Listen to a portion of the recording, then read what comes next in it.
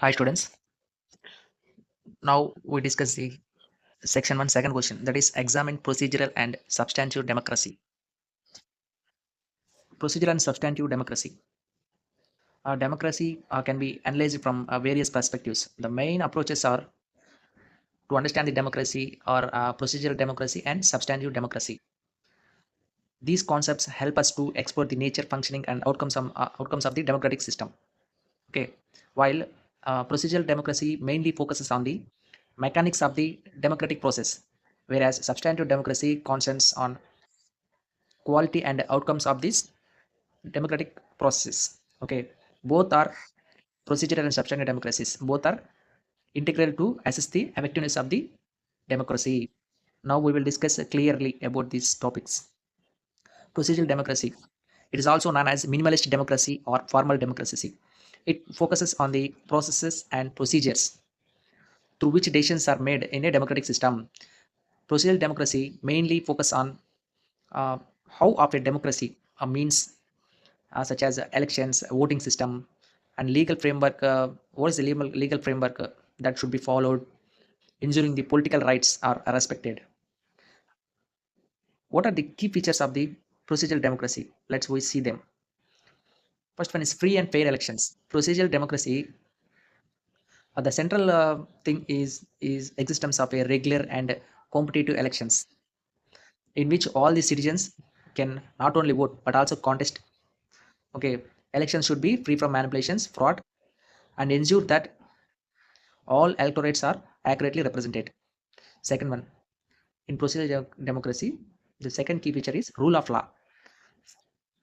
Laws are applied equally to all the citizens and also institutions that are operate under the legal framework. There is no difference or discrepancy.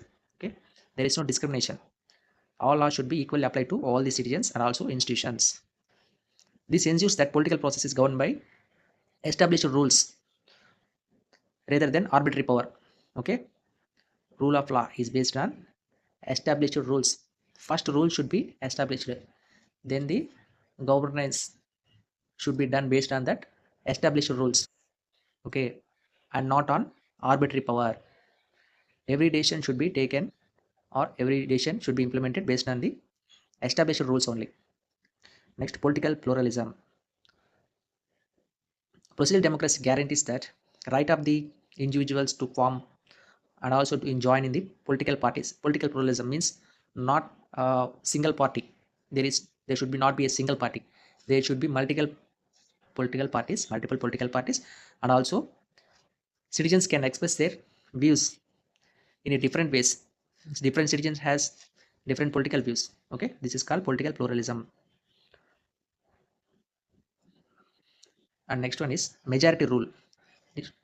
In elections, how a person wins means if who got the majority votes, he is the winner in the elections. He rules the government. So here there is majority rule. Majority people decision wins that particular selected candidate. He rules the government on behalf of the majority people. Okay, so here there is majority rule. The principle of the majority rule is the central part of the procedural democracy.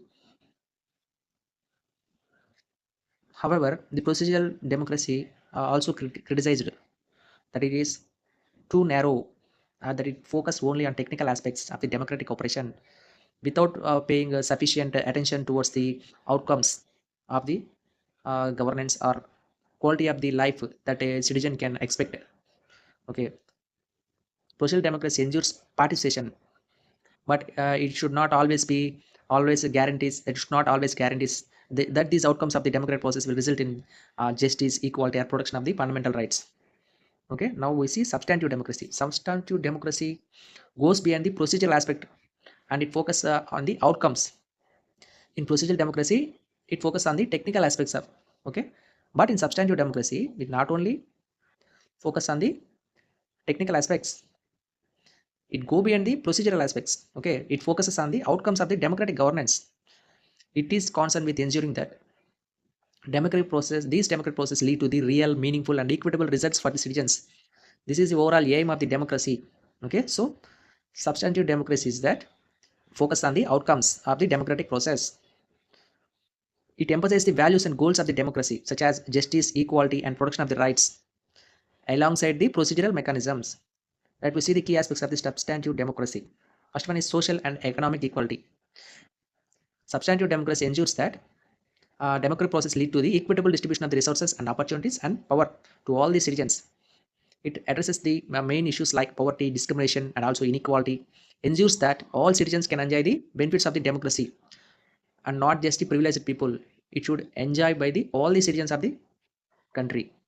Protection of second one is protection of rights. Substantive democracy mainly focus on the safeguarding the civil, political, and social rights. These rights should not only protected through the legal framework but also through the active policies. Okay, so that the enjoyment of the rights by all the citizens in an equitable manner. Particularly vulnerable groups are compulsorily should enjoy their all type of rights. Next, effective participation. Substantive democracy goes further by ensuring that citizens have meaningful opportunities to participate in political process, whereas procedural democracy guarantees participation only. But substantive democracy goes further by ensure that citizens have meaningful participation. Okay, means that not only voting but also able to influence decisions and policies in substantive democracy. In substantive democracy, the participation is not just formal thing, but it is a substantial, leading to empowerment of the citizens. There is accountability. It requires that elected officials and institutions are not only elected through democratic process, but also held accountable for their actions. It results in transparency, responsiveness to the citizens, and prevention of corruption or abuse of the power. Quality of the power, quality of the governance. Substantive democracy not only democratic in process but also effective in producing policies that improve the well-being of the citizens. It emphasizes the need for good governance that is inclusive, responsive, and capable of addressing the various social and economic challenges that are faced by the citizens. Okay, so there should be a quality of governance. Let we see the comparison between the procedural and substantive democracy. While procedural democracy mainly focus on the mechanics of democracy, whereas substantive democracy concerned with the end results of the that democracy, that procedures. The main focus of the procedural democracy is democratic procedures should be ensured, whereas substantive democracy on the other hand is ensure this procedure lead to the outcomes, best results, which enhance the quality of life, justice, and equality to all the citizens. Outcome basis process. Procedural democracy may allow for a democracy appears functions well on the surface, but it doesn't guarantee outcomes will be justiciable, justice, or equitable. Okay, it mainly focus on the democracy that appears to function. Okay, but it doesn't guarantee the best outcomes, whereas substantive democracy however ensures that democracy delivers on and also it promises the freedom, equity, equality, justice for all the citizens, particularly marginalized groups, inclusivity also. Procedural democracy involve only formal participation of the citizens. It doesn't guarantee all groups have equal opportunities in political system, whereas substantive democracy ensures political, social, and economic systems are inclusive and also addressing the needs of all the sections of the society.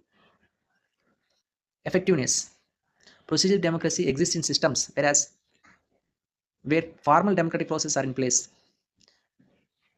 where actual impact of this process are limited or very shallow. Whereas we see in substantive democracy, it aims for more effective governance, where implementation of the policies lead to the tangible improvements in citizens' lives. That we can experience there should be a improvement in the lives of the citizens in substantive democracy. Let me conclude it. Both procedural and substantive democracy are crucial components of the democratic system. Procedural democracy ensures citizens can participate in a democratic process, while substantive democracy ensures that participation lead to the meaningful participation and equitable outcomes. Procedural democracy guarantees formal legitimacy, okay, whereas substantive democracy emphasizes the quality of governance and also real benefits that should deliver to the all the citizens. Okay, now the ideal democracy would therefore combine the strengths of both the above approaches, that is procedural democracy and substantive democracy. It only ensures that democratic process is not only fair but also transparent, but also just and equitable. Okay. Okay, students. This is all about second question. Subscribe for more solid assignment videos. Thank you.